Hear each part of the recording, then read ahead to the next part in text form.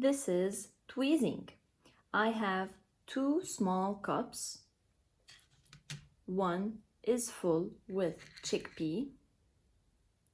One is empty. I also have tweezers.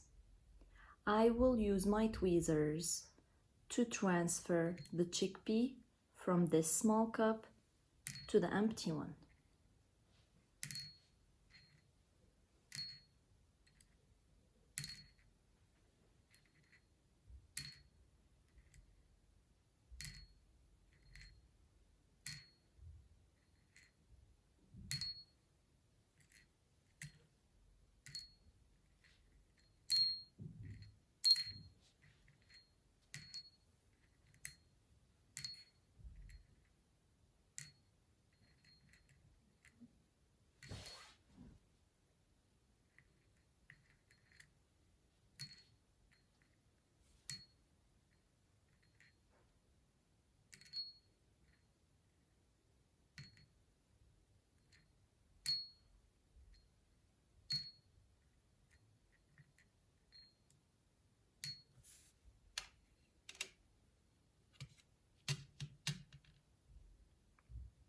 I have finished this activity, but you are welcome to repeat it as many times as you want.